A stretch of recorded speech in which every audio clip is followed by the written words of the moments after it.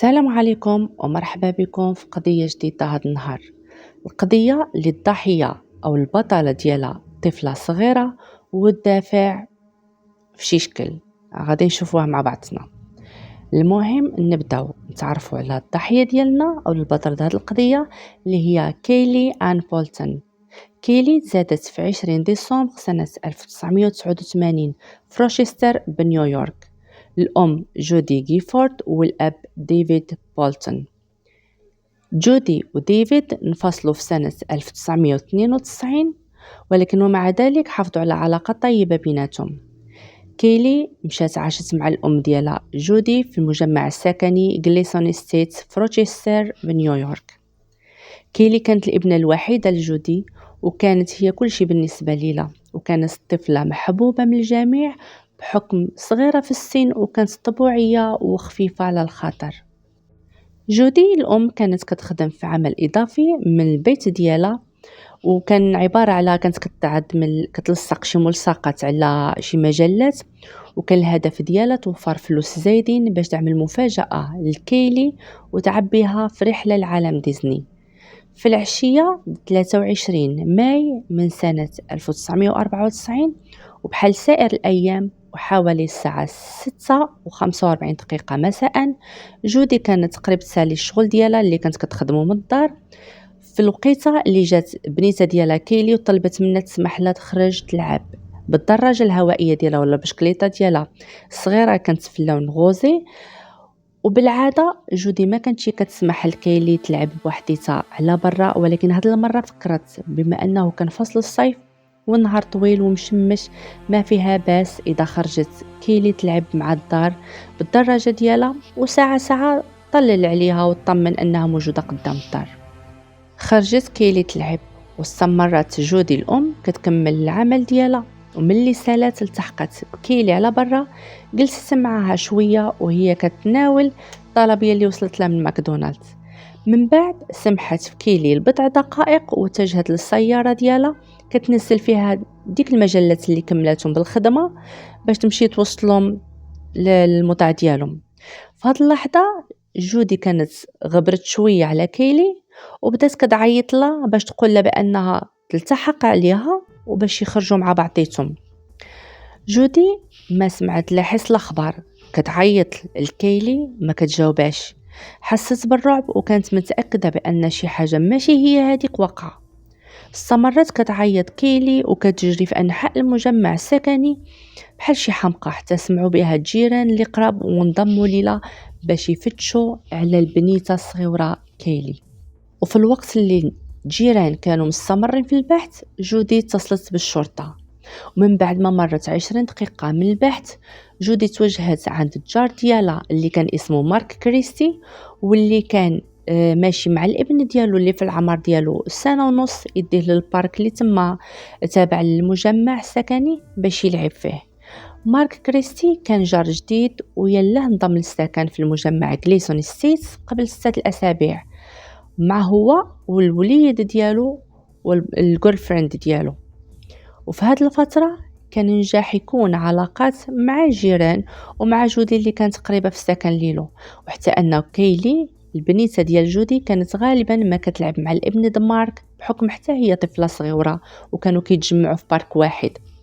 ملي توجهت جودي عند مارك سألته واش شاف كيلي وهي واقفة معاه لاحظت بان الخيوط او الاربطه الصباط ديالو ماشي مربوطين، جاتها شي حاجه غريبه.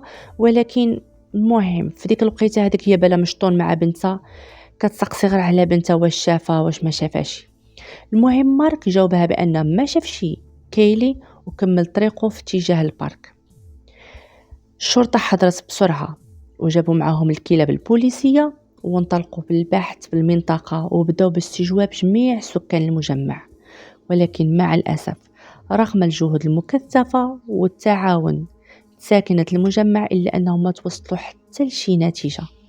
في ديك الليلة جودي وبدون شك باتت بلا نعاس، وكيفاش غادي تقدر تنعس وبنتها مفقودة ما عرفت الطريق اللي قبضت أو شكون المسؤول على الاختفاء ديالها، وكيفاش كتحس في ديك الوقيته هذيك وفي ديك الليل وهي بعيدة على ماماها. في اليوم التالي إدارة شرطة مونرو رجعوا لعند جودي باش يزيدوا يستفسروا على الله يشبروا شي طرف خايط اللي يبنيو عليه البحث ديالهم، حيث مبدئيا المحققين ما جبروا منين يبداو، وما كانت كاينه حتى شي علامه كتدل على عمليه الاختطاف او لا شي عنف وقع في ديك المنطقه هذيك، شي حاجه مجروره. المهم الامور كامله بخير في المجمع، والامور كامله مزيانه، وما كاين حتى شي ما كاين حتى شي اثر على شي عنف او لا شي جرد البنيته في ديك الساحه اللي كانت كتلعب فيها. وجودي كانت اخر شخص اللي شاف كيلي. هنا المحققين بداو كيستجوبوها كمشتبه به أولي. في الوقت اللي المحققين كيستجوبوها طرحوا عليها سؤال: واش شاكة في شي حد يكون هو اللي اختطف كيلي؟ جودي جاوبتهم مباشرة وبلا تردد أنها شاكة في مارك كريستي الجار جديد ديالها. المحققين استغربوا علاش زعما مشات نيشان تهمت الجار مارك وبغاو يعرفوا السبب. هنا جودي خبرت المحققين بأنها الوقت اللي كانت كتعبي بنتها كيلي للبارك باش تلعب مع الوليدات الآخرين ديال المجمع، كانت كتلاقى تما مارك كريستي مع بنو، وشحال من مرة كان كيقول لها بأن كيلي هي المزيونة والغزالة في وسط ديك الأطفال الكاملين، بأن وجودي كانت كتحس به كيبالغ في شكر بنتها وديك الإطراء عليها. جودي قالت للمحققين أن أكثر شيء زعجة من ناحية مارك هو أنه واحد النهار فاجأ بواحد السؤال، هو: واش كيلي غادي تخبرك وتعلمك إذا شي حد تجرأ عليها ولمسها في جسمها؟ جودي جاوبته بالإيجاب وقالت له: أكيد كيلي ما كتخبى عليا حتى حاجة. جودي قالت للمحققين أن هي في ديك اللحظة قررت تتجنب اللقاء مع مارك، حيث طريقة الكلام ديالو على بنتها خوفتها منه. ومن بعد المقابلة مع جودي الشرطة فورا استدعت مارك وتم استجواب ديالو لعدة ساعات. وأكيد في هذه المدة كاملة مارك كاين في العلاقة ديالو بالاختفاء كيلي، رغم أن المحققين ما خلوا كيفاش عملوا ودوروا معاه، ولكن كلامه كان ثابت. بالنظر للسجل الإجرامي د مارك اللي عادوا ليه الشرطة، فعلا كان عنده سجل إجرامي، ولكن حتى واحدة من الجرائم ما كان عندها علاقة بالأطفال.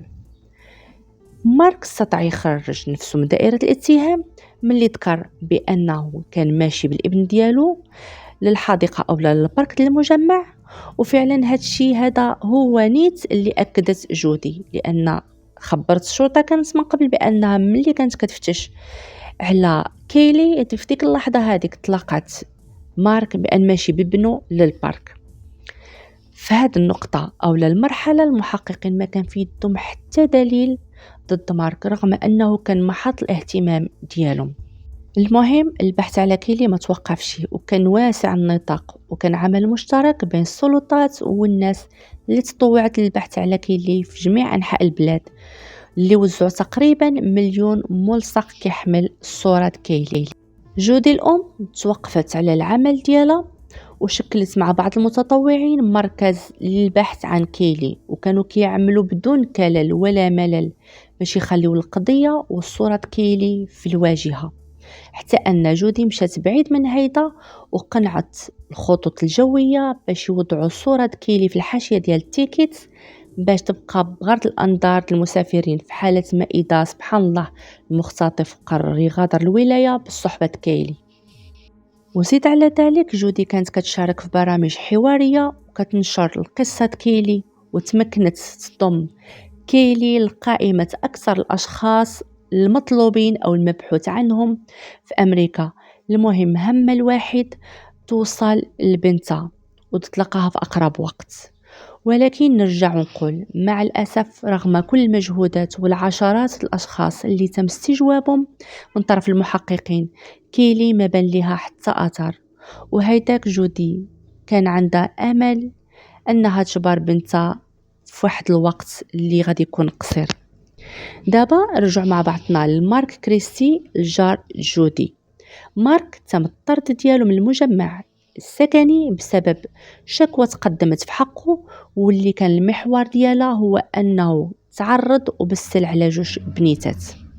مارك انتقل لقرية غاناندا اللي جات على بعد 15 ميل شرق روتشستر. وفي هذه المرحلة المحققين اللي كانوا مكلفين بالقضية تقريبا خرجوا مارك من دائرة المشتبه أو المشكوك فيهم، ما عدا 2 محققين اللي هما توماس باسمور وباتريك كراو، واللي كانوا حاسين من الأول أن مارك كذاب ومخبع شي حاجة. لكن قلة الأدلة وباش ما يضغطوش على مارك ويدفعوه يطالب بمحامي، قرروا يعطيوه اتساع في هذا الوقت ويخليوا علاقة طيبة معاه، لدرجة أنهم طلبوا منه يتوجه عندهم في أي لحظة حس بها خصو يفضفض ويتكلم على القضية كيلي. المهم القضية كيلي ما بان فيها حتى شي جديد رغم المجهودات اللي عملت الأم جودي والمتطوعين والسلطات. ودابا مرت 2 على الاختفاء كيلي، ونهار 9 غشت سنة 1996 مارك كريستي اللي كان يلاه تزوج ب3 الأسابيع من ليسي آن نضلو صداع هو ومراته وبداو غوت هي نغوت فيك، وليسي كتعلق على مارك بأن التصرفات ديالو غرابين وبأنها صافي مستعدة تسالي معاه وتمشي بحالها. المهم صداع كبر بيناتهم وليسي ما بغاتش تتنازل على الفكرة ديال الابتعاد على مارك. وفي هذه اللحظة بالضبط مارك سخن عليه راسو وفجر القنبلة وقال لمراته بأنه هو المسؤول على الموت كيلي. علاش قال هذا الكلام الخطير والخطير بزاف؟ يمكن باش يكسب العاطفة ليسي وتعدل على القرار ديال الانفصال منه مثلا، ولكن هذا الاعتراف جاب نتيجة عكسية، وفي عوض ما مراته تتعاطف معاه هي خافت منه وتوجهت نيشان لدار والديها، ومن ثم اتصلت بالرقم 911 أو لا 911. ولكن بسبب القوانين في نيويورك اللي كتعتبر النقاش أو الجدال بين الراجل ومراته يعني نقاش خاص ومحمي، وبما أن مارك ما قدم حتى شي إفادة أو تفاصيل كتعلق بالجريمة ما كانش يمكن يوجهوا له حتى تهمة أو يدينوه بجريمة قتل، وهو ما قال حتى شي حاجة لحد ديك الساعة. طبعا الخبر عند الشرطة ولكن ما قدروا يعدلوا حتى شي خطوة ويلقيوا القبض على مارك لأن ما عندهم حتى شي دليل ملموس. هنا غادي يبان واحد من ديك المحققين اللي ذكرت قبيله باتريك كرو اللي كان كيشك في الأصل في مارك من الأول. هنا غادي يبغي هو يقفز شوية على مارك ويحرق شوية المراحل، غادي يهز راسو ويمشي عند مارك غادي يطلب منه يتكلم معاه. مارك في ديك الوقت كان كيتواجد مع الأم ديالو اللي رفضت تام أنه يستجوبوا هذا المحقق، وقالت له ما تهدر معاه حتى يكون موجود المحامي ديالو. باتريك ما اعترضش على هذه الفكرة هادية وقال لا ماشي مشكل، حنا يعني غادي يكون حوار ودي بيني وبين مارك وهو من حقه طبعا يتكلم في الحضور ديال المحامي ديالو، ولكن انا كنوعدك انني غادي نخرجوا انا وياه مجرد اصحاب، مجرد نقاش عادي ما فيه حتى شي حاجه.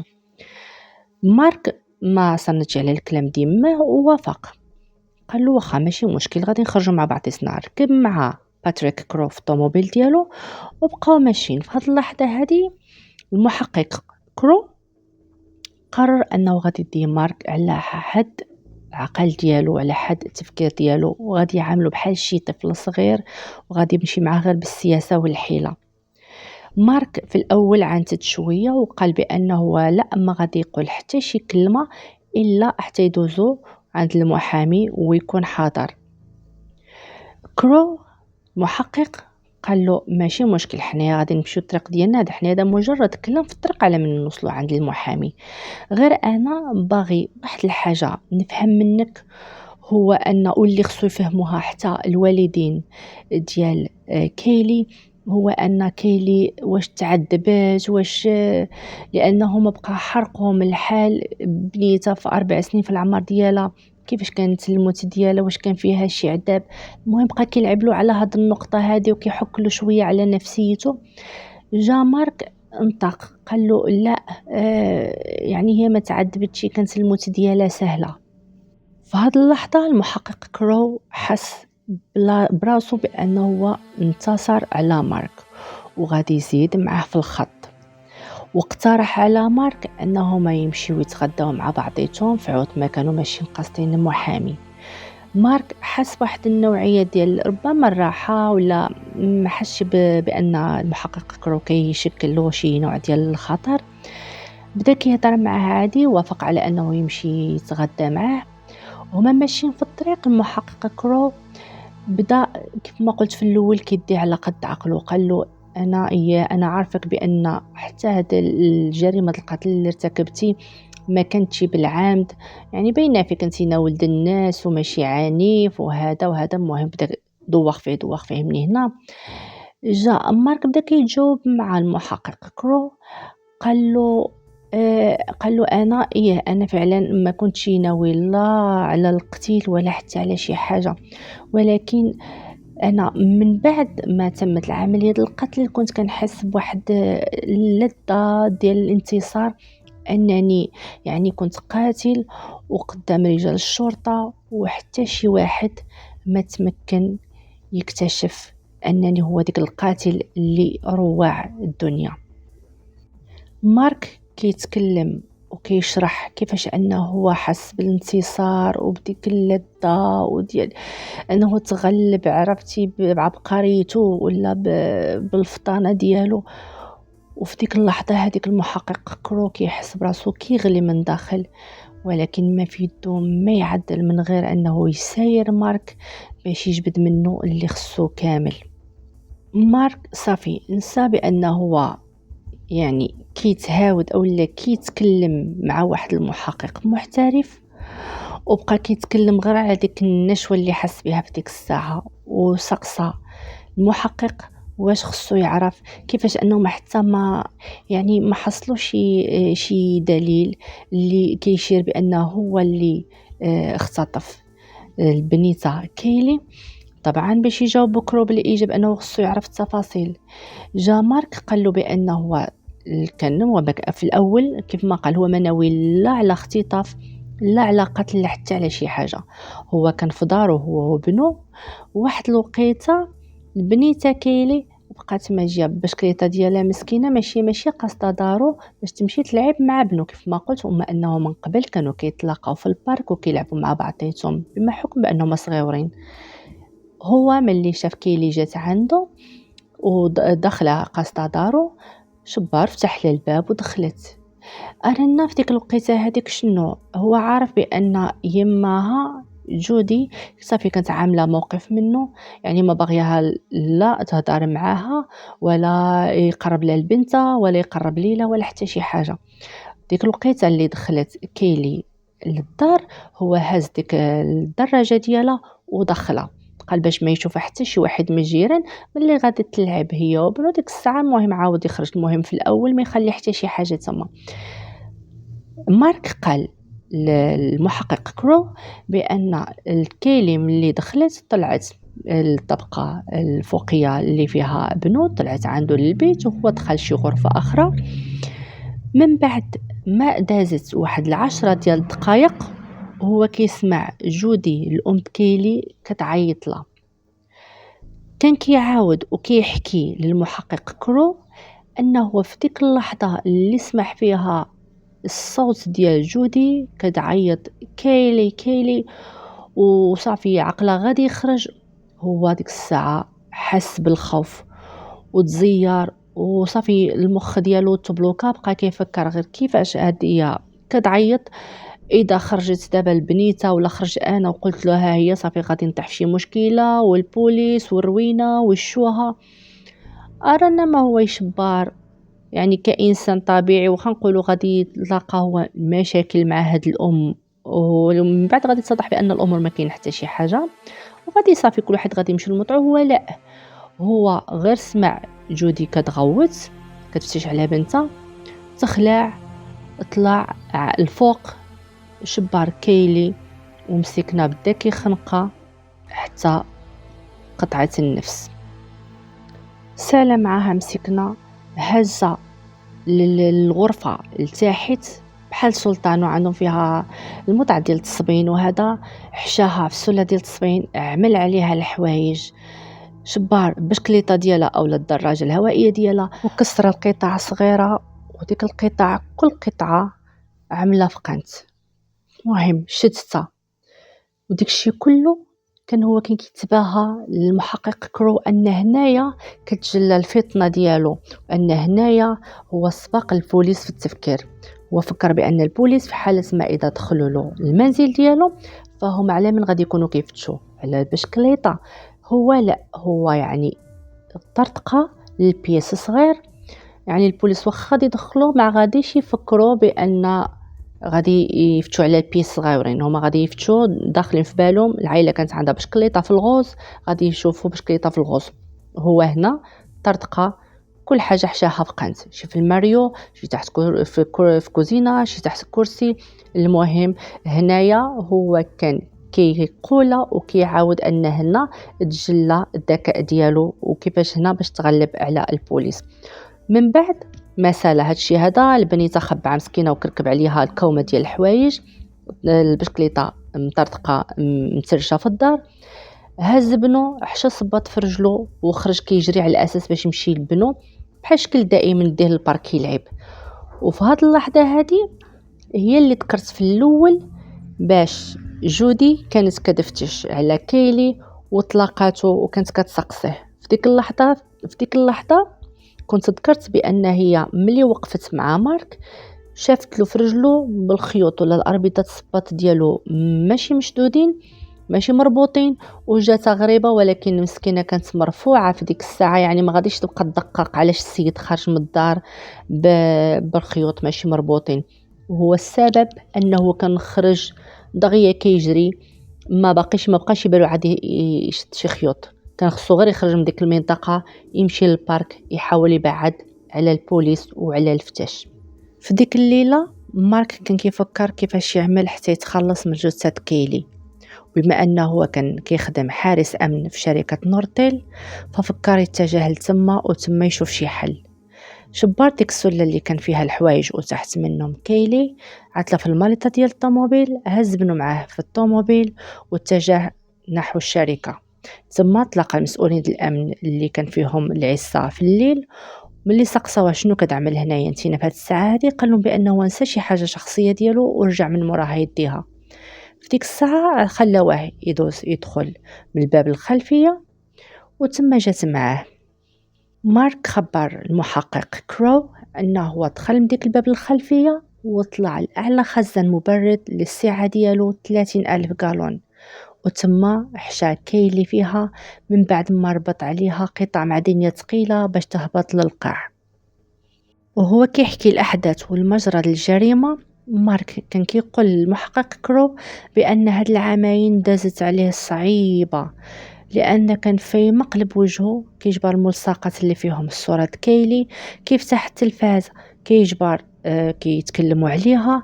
المهم كان دايما عايش في الكابوس ديال كيلي وبانه غادي يحصل في اي وقيته، ولكن اللي كان كيبرد عليه هو انه هو فلت من الشرطه بالسبب ديال الفطنه والذكاء ديالو. من بعد ما المحقق كرو خضع لاعتراف مارك وتوصل بالتفاصيل المملة للجريمة، رافق مارك لمركز الشرطة وعطاه باش يتصل بالمحامي، وهنا اعتقلوه رسميا بتهمة قتل كيلي آن بولتون. مارك توجهت له تهمة القتل من الدرجة الأولى وتعطاته فرصة لتغيير التهمة من القتل من الدرجة الأولى إلى القتل من الدرجة الثانية في حالة ما إذا أقر بارتكاب الجريمة. وفعلا مارك قبل العرض، وفي أكتوبر سنة 1997 اعترف بقتل كيلي وتحكم بالسجن المؤبد لمدة 25 سنة، وهو حاليا كيقضي العقوبة في سجن سينسينغ في أوسينينغ نيويورك.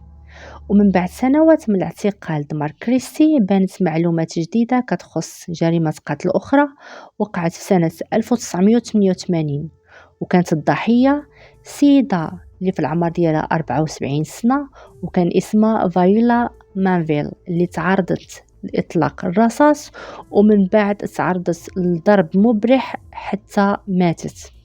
في هذه الحادثة كان المشتبه الرئيسي هو مارك كريستي، ولكن من بعد تم توجيه التهمة لشخص آخر اللي هو فرانك ستيرلينغ من بعد ما اعترف بارتكاب الجريمة، وتم الإرسال ديالو للسجن سنة 1991. ولكن في سنة 2010 من بعد الاعتماد على تقنية الحمض النووي اللي كانت عرفت التطور عبر السنين، تبين أن الاعتراف اللي دلا به فرانك كان غير بالإكراه، كان بزز منه ماشي بخاطره. وهنا المحقق رجعوا المشتبه به الأول في هذه القضية واللي كان هو مارك كريستي، وقارنوا الحمض النووي، وتم استجواب ديالو أكثر من مرة فيما كيخص مقتل فايولا مانفيل. في الاخر اعترف وعطى تفاصيل اللي ما كيعرفها حتى حد من غيره. في شتنبر سنة 2011 مارك توجهت له رسميا تهمة قتل فايولا مانفيل، وفي أكتوبر من نفس السنة اتحكم ب20 سنة. هذا الحكم غادي يتزاد على الحكم الأول اللي كان عليه، وغادي يكون مارك كريستي مؤهل للإفراج المشروط حتى لسنة 2041. وبهذا الحكم كيكون تشاد الملف د مارك كريستي، ولكن كيبقى السؤال اللي كيطرح نفسه بشدة، وهو واش بصح مارك قتل كيلي بدافع الخوف كيف ما جاء في الرواية ديالو، أو هو سبق هذا الاعتراف وقفز على الشرطة مرة تانية باش يغطي على جريمة الاعتداء على كيلي مثلا. وهذه الفرضية هذه كان عندها أنصار بزاف من المتتبعين لهذه القضية في ديك الوقت، ولكن مع الأسف ما تعطالهاش حتى شي أهمية ولا تفتح تحقيق فيها. واللي كان هو أن جودي الأم كيلي استرجعت جثة بنتها وتم الدفن ديالها في أوت فيلوز سيمتري في كولومبوس تكساس. جودي تزوجت مرة أخرى ولكن ما رزقش ربي بالوليدات، وهي عايشة مع الذكريات بنتها كيلي اللي مستحيل تقدر تنساها في شي وقت. اذا كنت وصلتوا معايا حتى لهاد المرحله هذه، ما تنساوش تخليوا لي الراي ديالكم في الدافع اللي كتشوفوه نتوما يقدر يكون مورا ارتكاب الجريمه. واش فعلا الخوف كيف ما جاء على حسب الروايه ديال مارك كريستي، او لا كتشوفوا نتوما شي حاجه اخرين كيف ما كانوا كيقولوا المتتبعين عند هذه القضيه في ديك الوقت؟ واش فعلا كان الدافع هو الاعتداء؟ المهم خليوا لي الراي ديالكم، واللي باقي ما اشتركش ينورني بالوجود ديالو واشترك معايا. وما تنساوش احبائي البارتاج واللايكات والكومنتات الداعمه، ونتلاقاو في قضيه اخرى ان شاء الله قريبا. خليتكم على خير وفي امان الله.